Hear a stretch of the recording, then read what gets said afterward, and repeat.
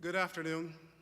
My name is Brandon Woodard, and today I have the honor of being the Director of Intercultural and International Student Services within the Division of Student Development here at the College of St. Benedict and St. John's University.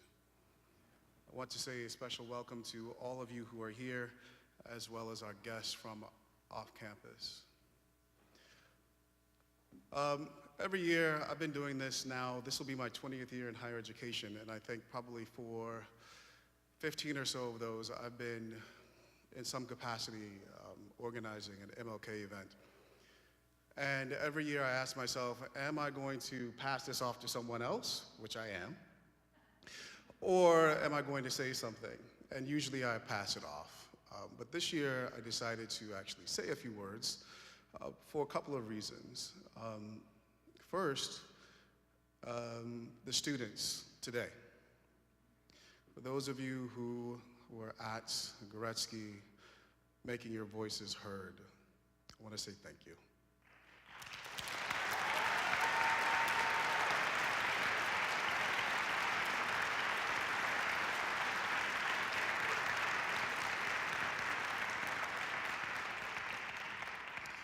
For those of you who wish you could have been there and were there in spirit, I also thank you.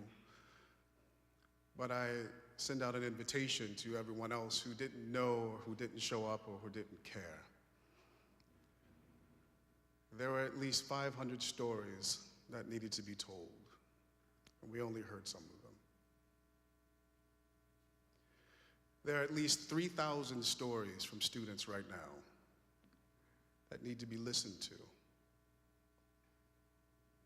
Within this community, we have the ability to actually not have any more protests if every single one of us commits to doing something personal within ourselves, within this community. Because for every person who was saying we need justice, we need peace, we need recognition and affirmation, and we need space, it's 2019. Students were saying that in 1970. How many more years? So I call upon not only the students, but my colleagues, my faculty and staff colleagues, to do the work that's absolutely necessary so that we don't have to do this anymore.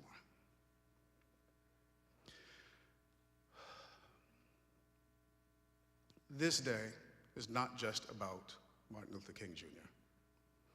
This day is about the civil rights movement that preceded him, and definitely that he was a part of. This day is also about all of the movements for civil and human rights that we've been made aware of ever since his assassination.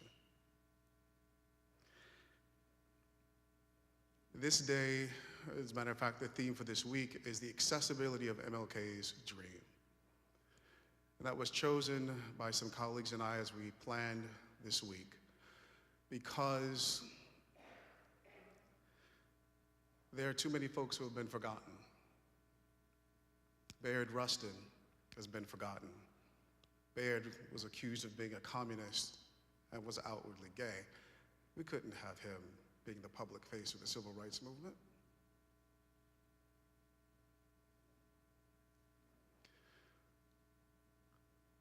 And we think about accessibility, particularly from the context of higher education. The accessibility from a financial perspective. Is it affordable for low-income, first-generation immigrants, undocumented, average students? But I'd like to broaden that accessibility concept a little bit. To think about, is it accessible not only to those folks that I just mentioned, but people with disabilities, folks whose family brought them here for more opportunities, folks who didn't know that they could actually dream about going to college, let alone in Collegeville or St. Joseph, Minnesota. We have the ability to make it more accessible. And who are the forgotten ones?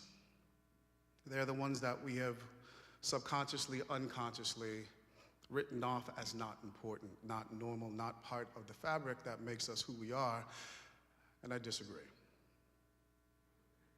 Every one of us has a significant role to play in co-creating community. It isn't just the administration, it isn't just the students, it isn't just the alumni and alumni, it is all of us. And so if there's anything, my comments today, that I'd like for you to take with you, it's for you to remember that for every critique, legitimately, I might add, that you have leveled against me, because I am the administration.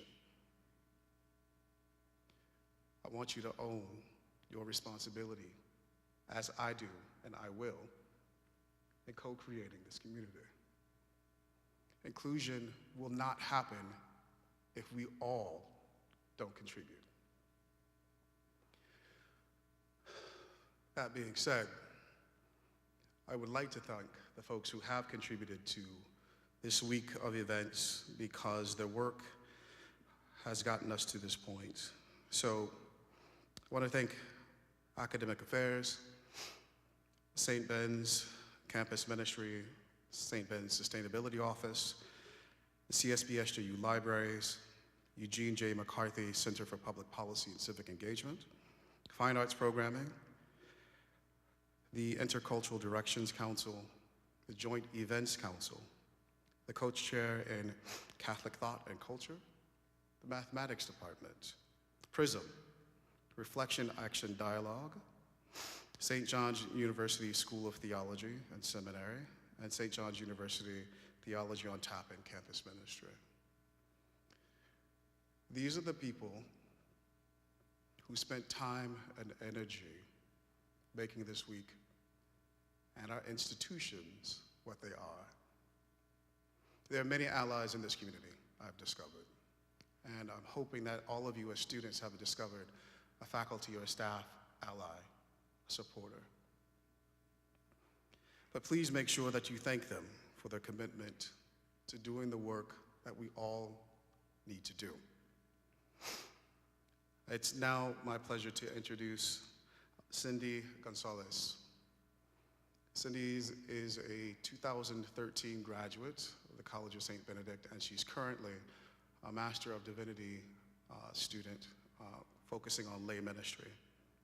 She's also the Vice President of the School of Theology School Student Government.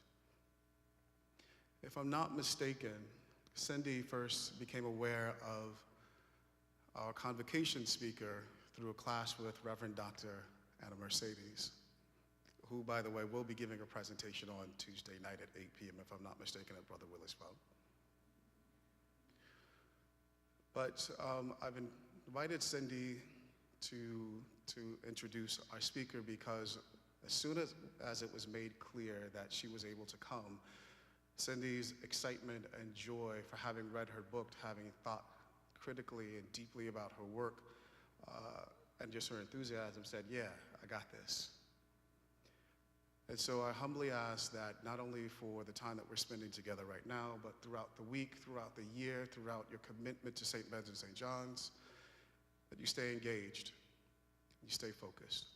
Thank you.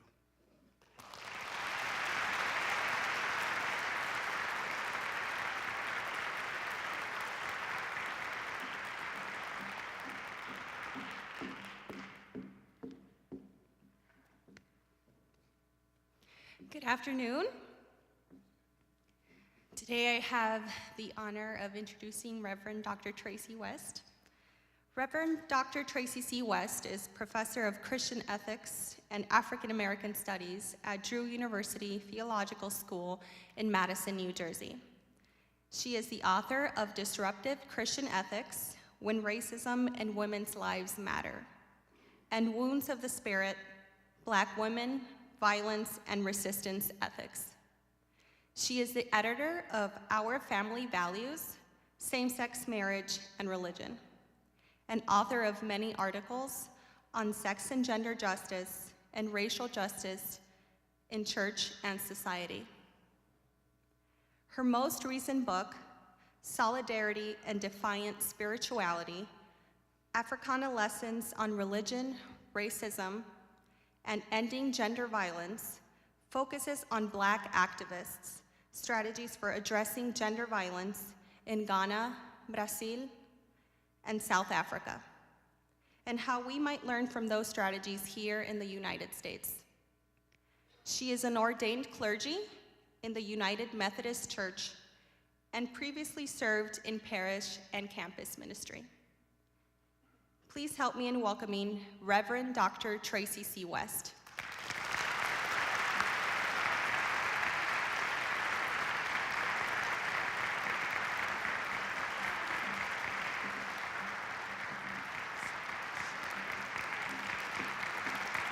Thank you.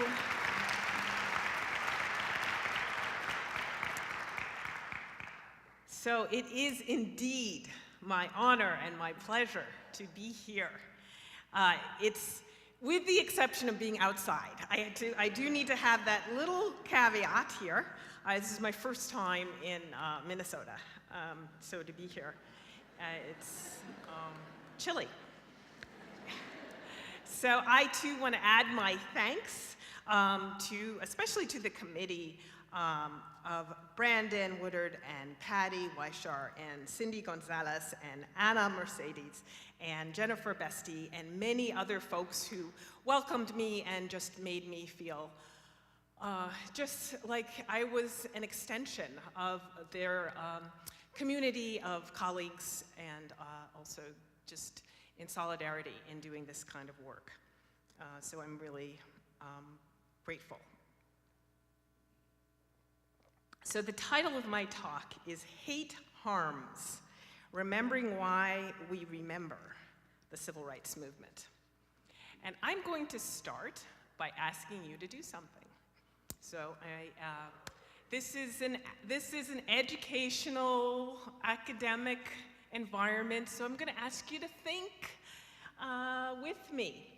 And I'm going to ask you just briefly and you can confer with your neighbor, I want you to complete the following sentence.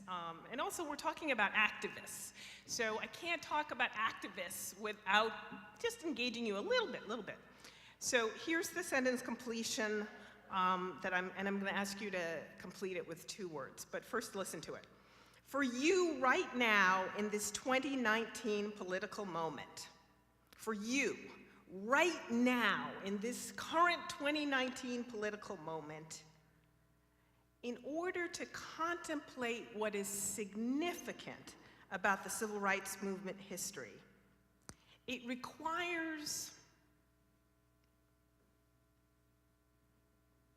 So I want you to come up with 2 words, confer with your neighbor, and here's the further directions. You can tell I'm a teacher, so I do this in my classroom. It has to be an adjective and a noun. I'm going to read it again. And my helpers, would you please make your way to your side stations. I'm going to collect a few of these, but not just a few of them. Here it is again. For you, right now in this 2019 political moment, in order to contemplate what is significant about the civil rights movement history, it requires, in order to contemplate, think about what is significant about civil rights movement history. It requires what? An adjective. Okay, what's an adjective? What does an adjective do? It describes, and a noun. A noun is person, place. Oh, cool. All right. Yes. So, confer. You can do this. I want you to be engaged. I want you to get some clarity about what you come to the table of this interaction we're about to have. You need it one more time or you got it?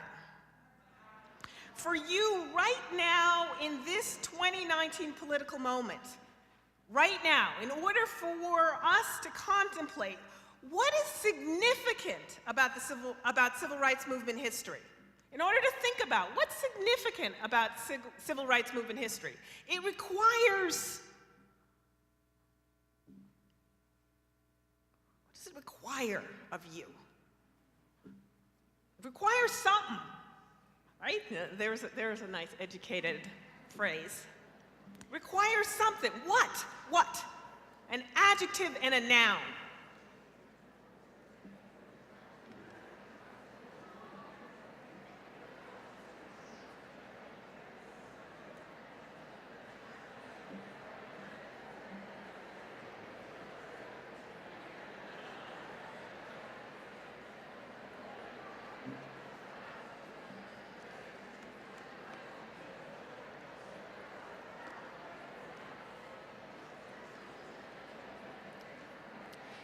Take another minute.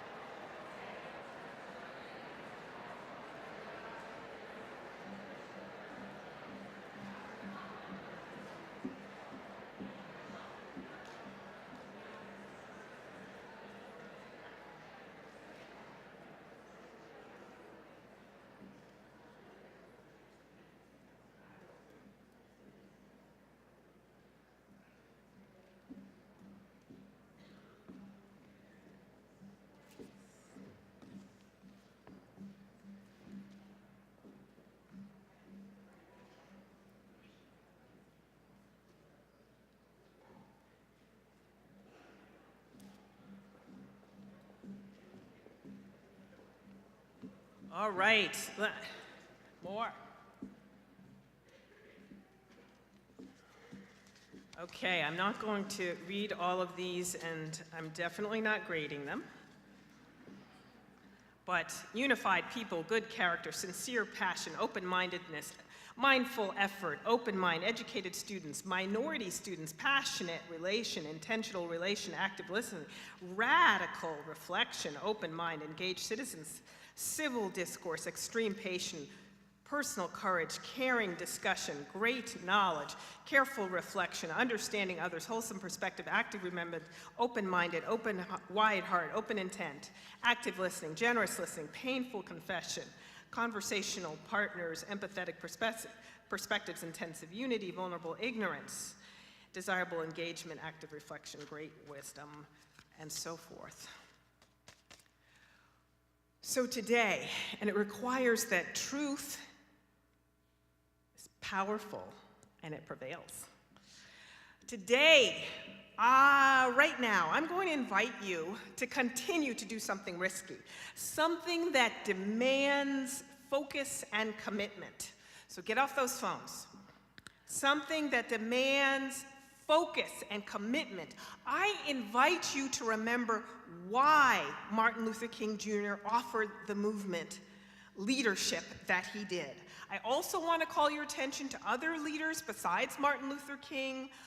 There were many other leaders, but I want to emphasize women leaders. There are too many of you who can only point to male leaders of the civil rights movement, and you don't know the women leaders. So I want to include some of those folks, as well as children who led the way, particularly Melba Patia Beals.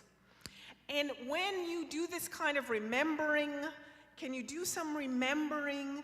You risk the loss of your observer status. Now, in case you haven't noticed, I need to admit I'm not going to be performing the customary duties of a Martin Luther King Jr. Day speaker, who at her best or his best, it's a time of catharsis, a reassurance, right? When you go to hear the Martin Luther King Jr. Day speaker, you get reassured that really everything's gonna be okay racially. There have been problems, but it's gonna be okay racially. And at worst, you go to hear a speaker and he or she recalls the civil rights movement, and it's just kind of entertainment. Sort of like a Netflix or Amazon Prime show. You kind of sit back and watch those black people in the past and listen to what they had to say. I don't want to do either of those. I want you to remember how civil rights activists offered leadership in opposition to the hateful targeting of certain people who were particularly vulnerable because they were poor, who were stigmatized because they lacked social status, who were politically disenfranchised because they were not white.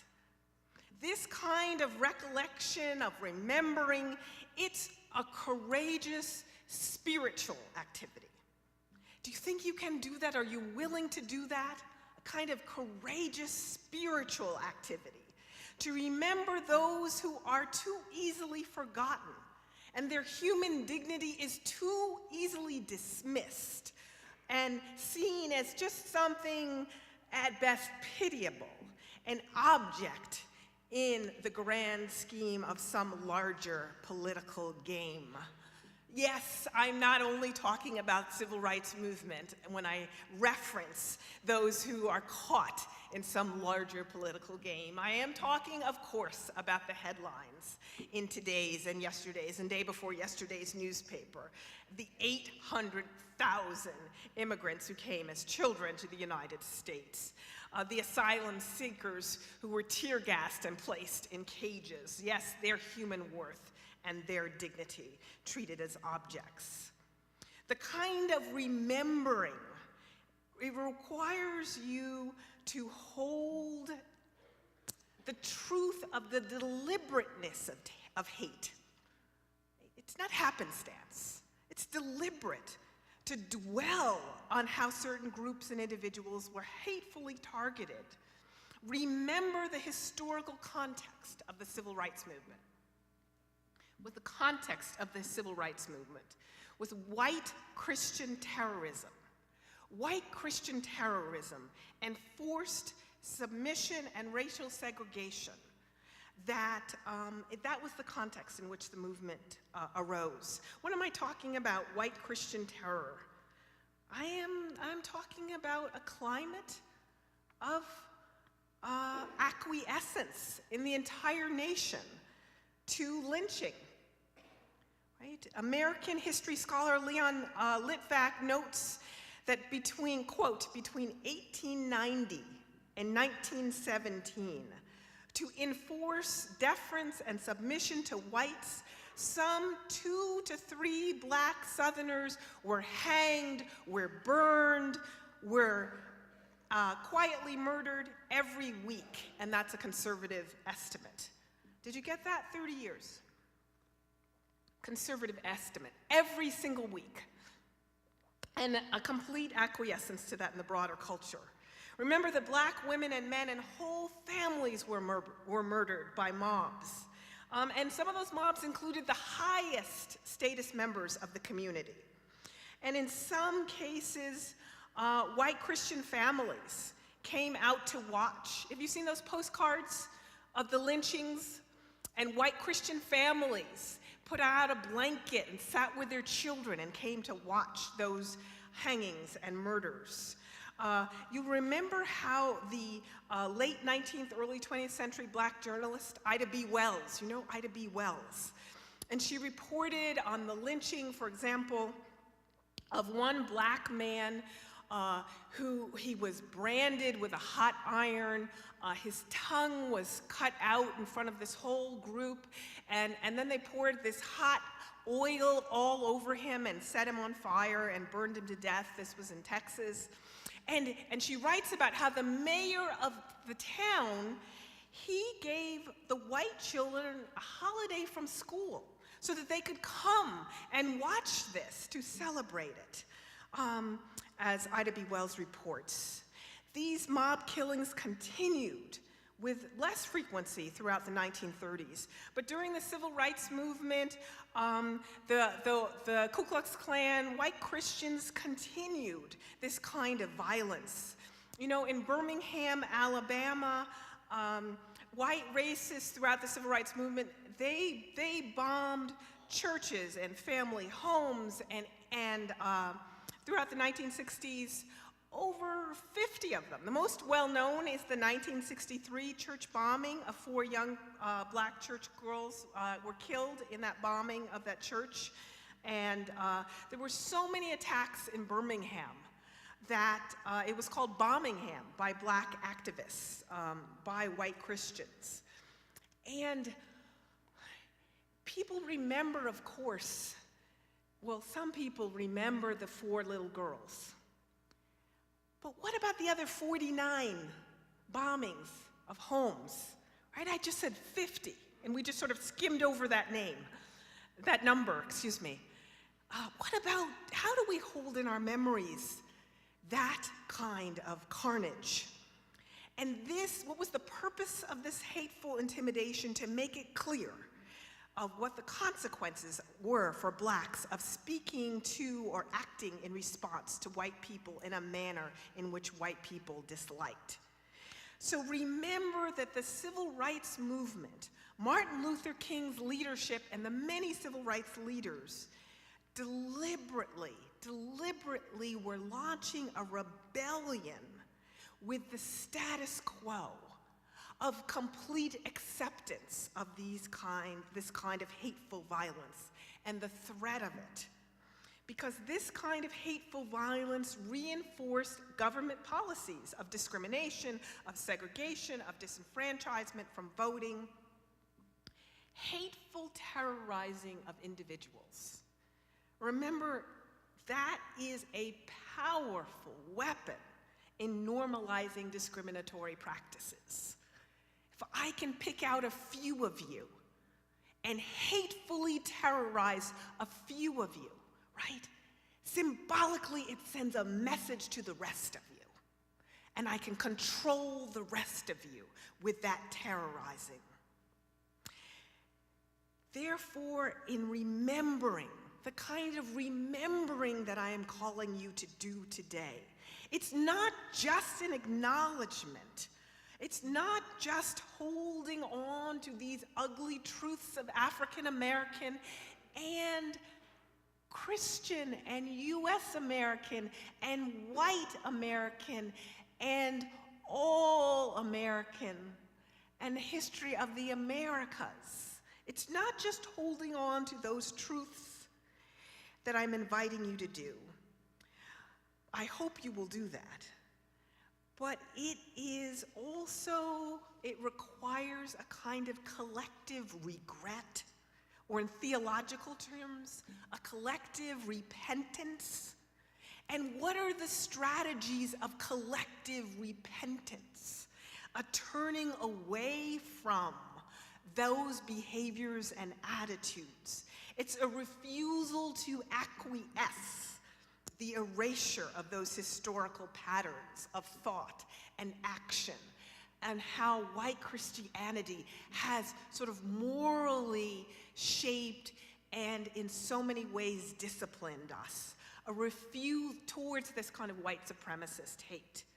It's a refusal to, in fact, to say that we're going to erase the patterns of dehumanization of our neighbor, the targeting of the vulnerable that exists today. We're going to defy that tiny, shrunken, pathological, and narcissistic worldview that white supremacy constitutes. And that tiny, shrunken, pathologically narcissistic worldview of dehumanization is one in which you are being schooled right now, every single day, by current political leaders. And so the remembering is an act of defiance, to defy that schooling. That would have to be reflected in the curriculum of St. John's and St. Benedict's. Uh-oh, now I'm getting in your business, right? Right, this defiance, I'm not talking about this conceptual defiance, right? Theoretical defiance This kind of spiritually motivated commitment is acted out and evident in the teaching of theories of race and racism and xenophobia and ethnocentrism in the sciences here. That occurs, of course. It should, it needs to. In philosophy and literature, in history, in the hiring practices of staff and faculty and the persons of color that are a part of St. John's and right? And St. Benedict, right? This school right here. And maybe in how Martin Luther King Jr. Day is celebrated and whether or not there are classes. With the defiance I'm talking about, I'm inviting you, that remembering calls you to. I told you it's risky and I'm only inviting you to do it. We must remember and learn from civil rights movement resistance. Remember the breadth of that resistance and all of the ways in which it was needed because of the intransigence and because of the versatility of white racism. Remember Martin Luther King's leadership, that he took up residency in Chicago. So often we think of civil rights movement and you think of King and you think of SCLC in the South. But remember the movement in the North, right? And how he took up residency in Chicago in predominantly black housing projects. And white civil rights movement workers, including Jewish rabbis and Jewish community members who were courageous supporters of the activists in the movement. How they marched and protested. And how they were pelted when they marched in Chicago by whites, because they were protesting housing discrimination by bricks and rocks, and whites shouting white power and burn them like Jews, as Taylor Branch describes in his trilogy, and this in At Canaan's Edge, America in the King Years. Remember Martin Luther King Jr.'s Vietnam speech. Remember him speaking out of his Christian commitment in his speech against the Vietnam War at Riverside. Don't ever let anyone tell you that the Martin Luther King and that the civil rights movement was only about black-white racial justice, because that's a lie. You need to remember the intense political heat that Martin Luther King Jr. took because of his anti-war stance. His commitment to nonviolence, not only in the protests that he led, but nonviolence including in imperialist policies of the United States government. And the ways in which he linked the treatment of poor people in Vietnam, the plight of poor Vietnamese people who were impoverished, with the plight of poor people who are impoverished here in the United States. He castigated U.S. policy for, quote, siding with wealthy and secure while we create hell for the poor, unquote. Our remembering also must not subscribe to the great man of history narrative. All right, I know this is Martin Luther King Jr. Day, but too many of us think, oh, the civil rights movement was Martin Luther King Jr. Of course, it wouldn't have been a movement if it was just one person, right? A little problematic, right? How many of you can list the women leaders? Like 10 of the women leaders. All right, I'm not going to make you write that down, but that's one of the things we need to do. And remember the children. I just want to read you a little section of Melba Patilla-Beals. She writes Warriors Don't Cry, a memoir of the battle to integrate. So the 1954 Supreme Court decision to desegregate the schools, I want you to remember the resistance that was led by children. Because yes, there were civil rights attorneys who fought for the desegregation of schools, but who, when that decision was implemented, who lived out the struggle? Children. And so she talks about being a high school student and about her first day at school. And just a little piece in Little Rock, Arkansas. And she talks about how, she says, suddenly, quote, I felt the sting of a hand slapping my face and my cheek, and warm, slimy saliva on my face dropping to the collar of my blouse. A woman stood toe to toe with me, not moving. Nigger, she shouted in my face again and again. She appeared to be older than my mother. Her face was distorted by rage. Nigger, bitch, why don't you go home? She lashed out at me. Next thing you'll want to marry one of our children. Marry, I thought, as I darted around her. I wasn't even allowed to go on a real date. And then she talks about her temples throbbed and her cheeks stung, and she felt hurt and embarrassed. And I wondered if I could catch germs. And then her guide, because initially they were escorted, said, go, go, go, keep moving, keep moving. And each day they were assaulted again and again by adults, by mothers, by white mothers, as well as children. And children, this is another little piece, she's walking through the hallways, and she says, one of them kicked me in the shins so hard I fell to the floor. A second kick was delivered to my stomach. Danny, that's the National Guard, stood over me, motioning me to moving, keep moving. I struggled to my feet. More white students gathered around and taunted me, applauding, cheering, the nigger's down. Let's move out, the National Guardsman said to me. Why didn't you do something, I asked him. I'm here for one thing, he said, to keep you alive. I'm not allowed to get involved in battles with the students. So she goes to the principal's office, right? So she's complaining about this behavior. And she says this is a white high school, right? So white principal, she complains about the behavior. The woman says, did any adult witness this incident? She asked in an unsympathetic tone. Did any teacher see this? And Melba says, yes, ma'am, the soldiers. They don't count. And then she says, no, I didn't see any adults, I said, feeling the pain in my shin and my stomach where she'd been beaten. Well, in order to do anything, we need an adult witness. Yes, ma'am, she says. The words in my mouth were said because that's what I had been told to say was appropriate and taught. And then the woman says to her, I think you'd better get to class unless you want us to call an ambulance, she said in a sarcastic tone. I want you to remember the children when you think about the leaders, and remember their resistance and their resistance strategies.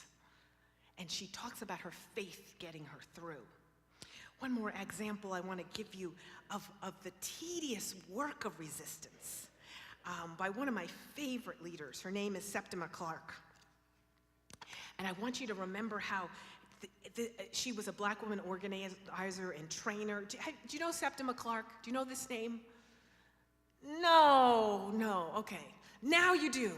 Hold these names and these courage. And so Septima Clark was an organizer, and she did exhausting work, on the ground, everyday activities. And so one of the things she did is she would hold meetings with groups of black folks. So often we only see the mass meetings of the civil rights movement, but you don't get people to mass meetings unless you do this small group work. You've got to do this one-on-one, talking to people, trying to listen to people. And that's what she did. A lot of the women leaders did this. And that's how you mobilize people to get out, given the threat of violence that they were up against. So one of the things, they're organizing people to go and to try to register to vote. This is organizing for the Voting Rights Act, which, but first they're trying to get folks to register to vote. And this is Septima Clark, this is her, and she says, you know, Georgia, all states had different election laws. Georgia had 33 questions, and people who wanted to register had to answer 24 out of 30. You listening to this history? Alabama had 24 questions, and they had to answer one. This is the folks they're working with. And one of them was, give the definition of a thief. And one teacher in this group of blacks that she's working with said she could never give the definition because the registrar wanted her to say, a thief is a nigger who steals. And she said she couldn't say that. She just couldn't say that, and therefore she could never pass. And so Sepna Clark says, well, we didn't teach them to say a nigger is a thief who steals, of course. So we kept working on that question, and we would come up with a dictionary definition. And the registrar would say, maybe that's what the dictionary says, but that's not what I want. And can you imagine the work of Septima Clark? Every organizing people, every day to go back and be humiliated like that. What do you say to people? Now we're going to go back, and that white woman is going to humiliate you, but you're going to say, this is what the dictionary says. And this is the tedious, everyday work. I want you to remember and hold and see that kind of resistance as crucial part of what the movement was about. And remember, I mentioned this because, of course, just really briefly, of course, all of this work on voter registration created the 1965 Voter Registration Act, right, which got passed in 1965, which was then gutted in 2013, right, was recently gutted, and so now we have all of these voter suppression laws state by state. So who is going to do this work now? Okay, who's going to do this organizing work? Because we're back to having voter suppression laws, state by state. So this remembering is so risky, right? Because part of what it does is it calls to us and helps us to see who's picking up that mantle. It's thrown to us by these leaders. And remember, I just got to get in a word about Rosa Parks. So just a quick example of Rosa Parks. And no, I'm not going to talk about the bus boycott. I'm not going to talk about the bus boycott. You got to know that Rosa Parks was a trained NAACP organizer. And you know about the incident of the rape of Recy Taylor in 1940s, I believe it was 1944, although I'm not completely certain of that date, and how, so Recy Taylor is this black woman, and she's on her way to church, she's on her way home from church, and these group of 5 white boys, they jump her, and they rape her as she's on her way home from church, and they gang rape her. They take her, drive her someplace. And then Recy Taylor, finally, her husband finds her and brings her back home. They call the police, they call the sheriff. Of course, they do nothing, the sheriff does nothing. And so they reach out to the NAACP. And can you imagine, after this happens, with full impunity, they knew who did it. Taylor identifies the boys who did it. Rosa Parks, by herself, she goes down to investigate, to interview the white sheriff, right? And she goes back again and again and again. You know this about Rosa Parks, right? This is 1940s, this is way before the bus boycott. Remembering this history, it helps us because it helps us correct that understanding of she was tired and one day just happened to sit down. Right, you've heard that narrative of Rosa Parks. Just happened to sit down. Oh my goodness. Such a disgusting lie about a seasoned, smart, courageous, activist, civil rights movement leader. All right, I really am winding down. I just got to say one thing about Fannie Lou Hamer. One thing I just got to get Fannie Lou Hamer. Right? You have to remember Fannie Lou Hamer.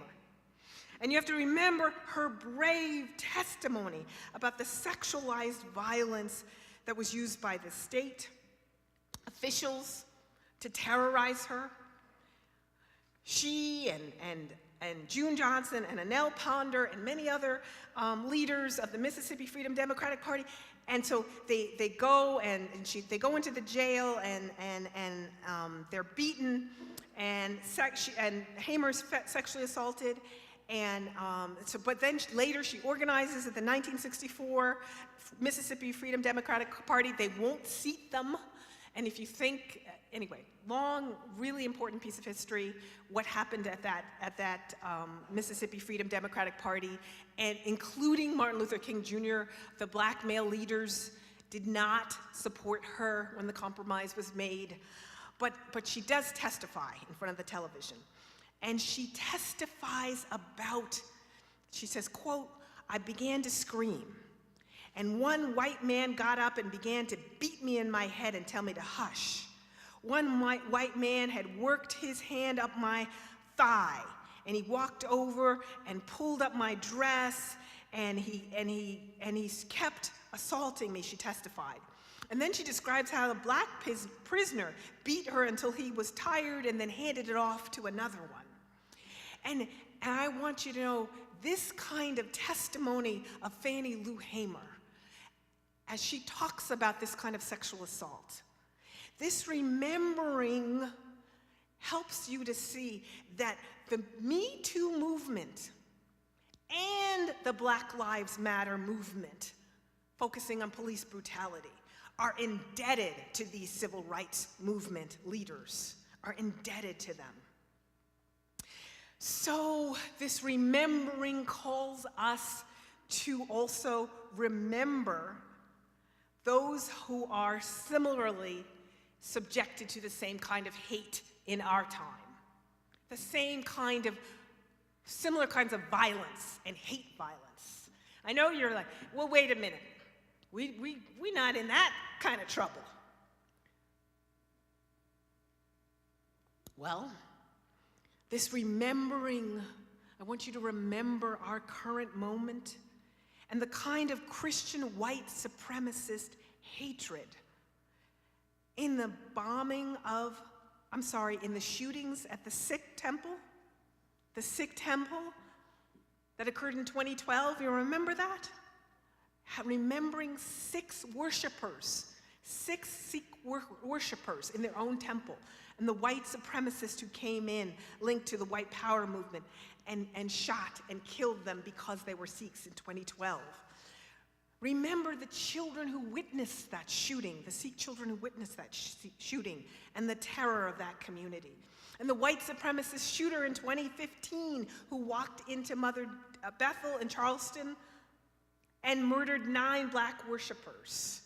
And the recent killings of worshipers at the Tree of Life Synagogue in Pittsburgh, where 11 Jewish congregants were in their own places of worship. We could get lulled into, well, Birmingham was in the past.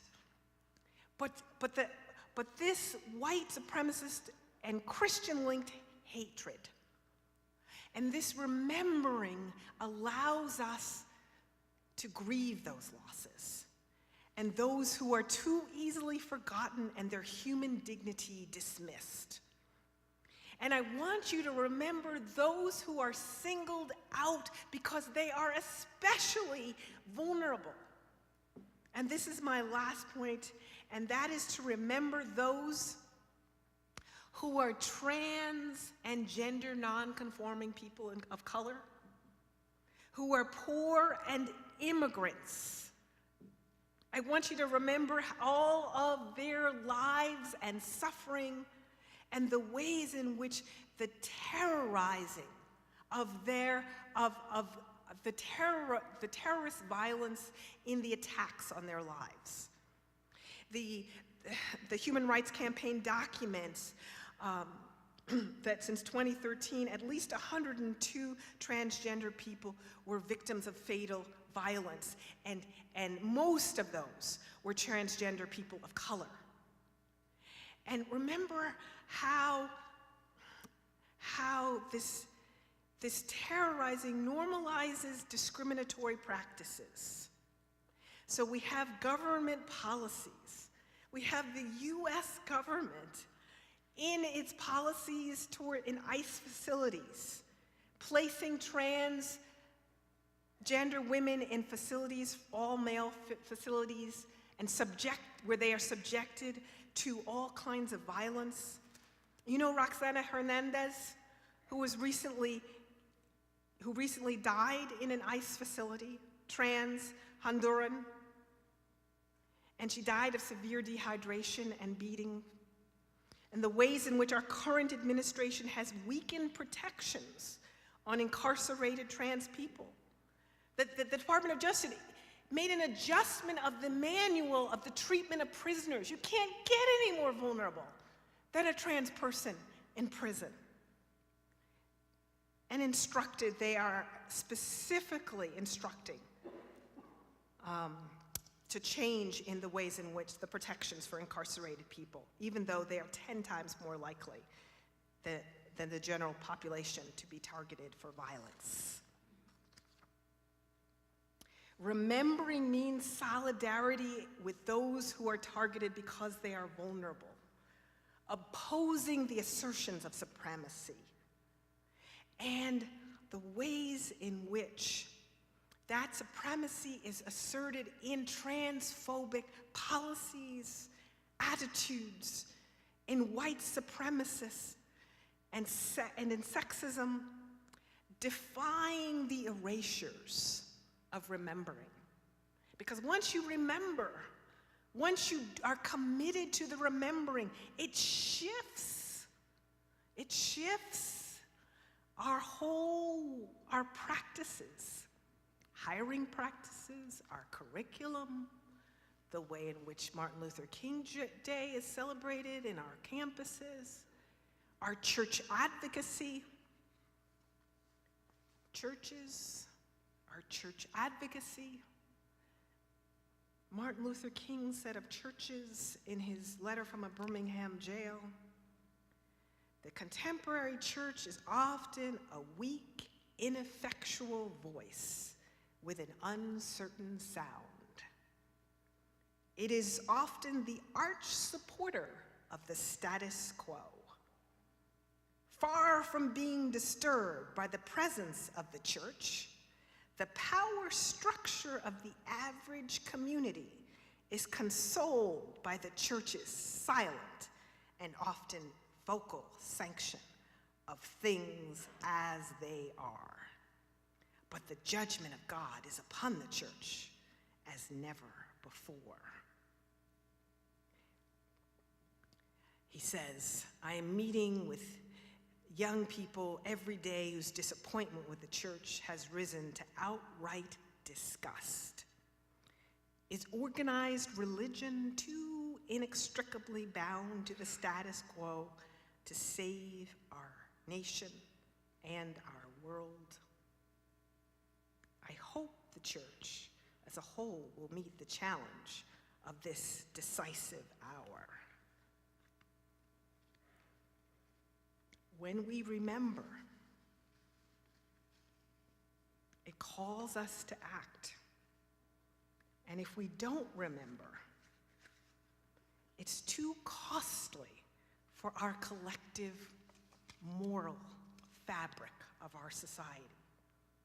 So it requires intensive unity, honest empathy, activist sacrifice, generous listening, painful confession, an open mind, an open heart, wholesome perspective, active remembrance, careful reflection, great knowledge, caring discussion, personal courage, extreme patience, active listening, mindful effort, unified people and sincere passion, great wisdom, and radical reflection.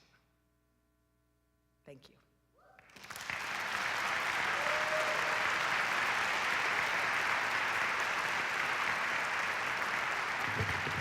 Thank you. Okay, thank you.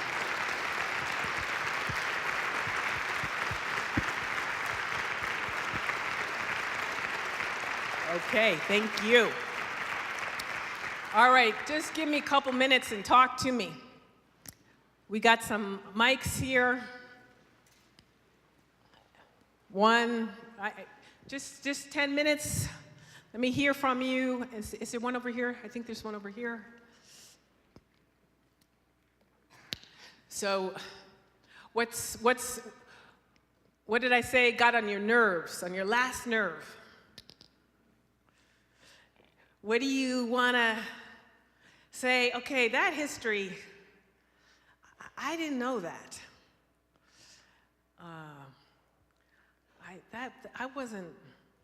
That's not included in our curriculum.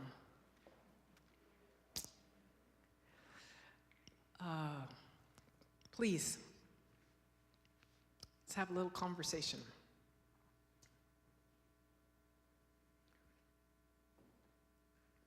Please.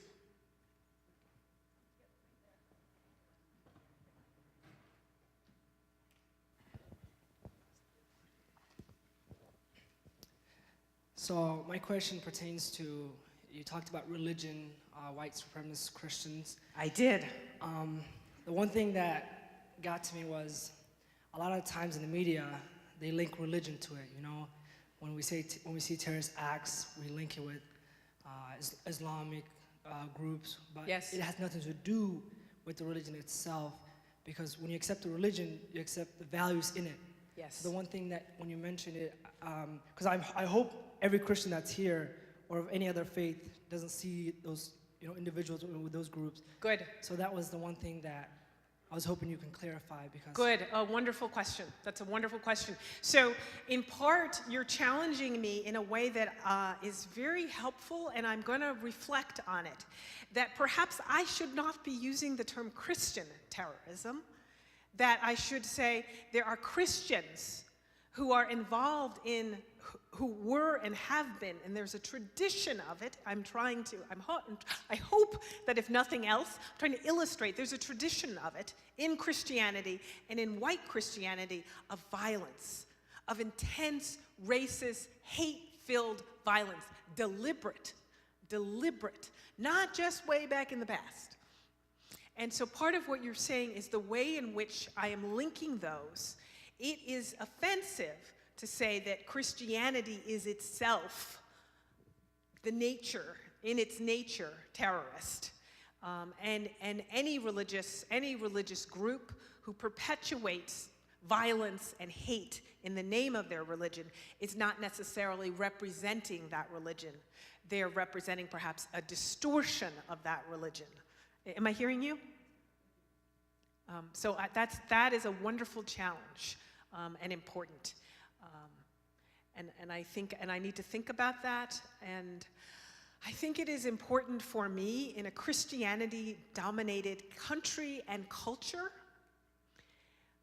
And I want to assume perhaps a Christian majority context.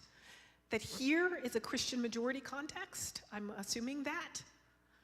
I am deliberately trying to challenge your perception of the nature of Christianity and its complicity in generating hate violence then and now. So I accept that challenge, but I'm sort of giving my reasoning for helping folks to ask questions about the virtuousness, innate virtuousness of their dominant Christianity. Hello. Oh, I didn't know it was that loud. My name is Mukading Poo. I'm a senior here at St. Ben's and St. John's. And I wanted to ask you, I saw you today at the student protest and at Gretzky Fireside. I wanted to know your thoughts on CSBSJU having classes on MLK Day and Labor Day, and the continued oppression of students of color here on campus. Not just students of color, students of difference, period. As a senior right now, I'm leaving.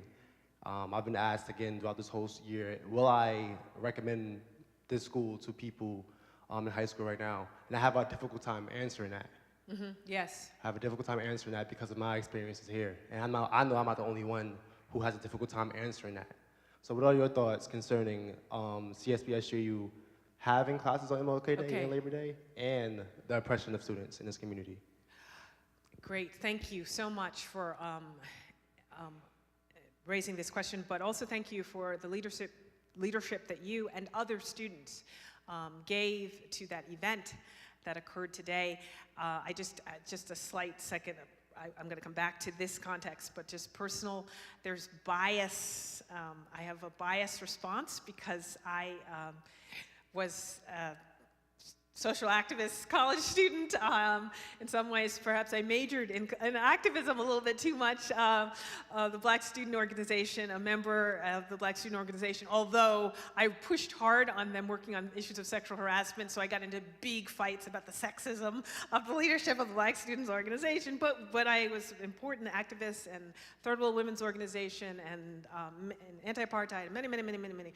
So when you ask me about student activism, it comes from somebody who, for whom that was a very, very important part of my college education, and I went to a very elitist school, a school called Yale University, and it was extremely elitist in the ways in which, and ultra-conservative in its policies, and so I participated in a lot of demonstrations and activism there. So that's my heart. So when I observe you all doing the kind of activist work, most importantly to me, it's about you claiming your voice and your witness, no matter what anybody ultimately does or says. So so I just want to say that first off, that opportunity that you, in fact, are claiming to say, this is something I must stand for, is so crucial to the ways in which, I guess, the ways in which we create change, and the long version of change. But okay, here, MLK Day. I have to say, I'm a little surprised that there seemed to be a commitment on this campus to the kind of work that Martin Luther King did, Jr. did, and more broadly, civil rights movement. You hear me trying to include Fannie Lou Hamer and Rosa Parks and all those other folks. So I am a little surprised. I would like to see some kind of commitment on this campus and all campuses, frankly, to that kind of anti-racist, anti-war, economic injustice. You hear me talking about the agenda of a broad agenda of the movement, and people having teach-ins. I know at the institution I'm at, I was trying to work with folks to work on teach-ins on that day. However, can I just say, the only thing that I would add from my perspective, as you can hear, I would love to see that as a catalyst for systemic change. So I do believe in one-day events that allow you to do some learning. As you can see, I want to say, hear this history, learn it, know it. All students need to know this history, but you're not going to get it on MLK Day. It has to be infused in the curriculum. And I hope this is a university that is graduating students who can do the analysis that we need, who can open up the newspaper with this critical thinking ability and identify, this is what's going on. This is the way these folks are being targeted, and the way my empathy is being shaped morally to view them as less than human, and to support policies that are put in place that maintain their identity. And I'm talking about in the sciences, in philosophy, in the art, right, throughout the curriculum. That this is a school where anybody who comes out of here can say, I can name you 10 scholars of color in my major. We had to read them over and over and over again in every single intro class, and then we had to read like 6 more on the syllabus, right? Absolutely. And that department, my goodness. that faculty, the range of perspectives from faculty of color on, we would sit down and they would start talking about racism, and I was like, oh my goodness, right? That Asian American scholar and the ways in which she was theorizing transnational racism was so different from that faculty member who was a Latina faculty member who was theorizing from notions of colonialism in the Americas, and well, they couldn't, right? So this is a place where you see that, you're exposed to that, right? So you see where I'm absolutely, I'm totally awed by your organizing today, and hoping that you can do more, what I would argue, because an academic, more teach-in, more advocacy, work that reflects the movement, the broad goals of the movement and its current iteration. Okay, I can probably do one more. Where are you, Brandon? Okay, I'm just, one more, and then that's it. Okay, I know we're running out of time. I'll try to make it good. Good afternoon, I'm Donica, and I'm a senior here. Hi. And thank you so much for inspiring us all today. I really enjoyed how you ended the talk, saying that in remembering, we are called to action. And I think that in remembering, making the commitment to remember, there has to be care, or there has to be empathy. And in so much of my experiences, people don't want to go into that space of caring or remembering. Yes. Because it's painful and it takes acknowledging, it takes radical reflection. And my question is regarding into students or people that want to remember, they already care. And so how do you get people that maybe don't want to take their blinders off, don't want to go into the flames, into the trenches of suffering? How do you bring them into that space of care? Because only if we are in that space can we go into remembering, and then can we go into action.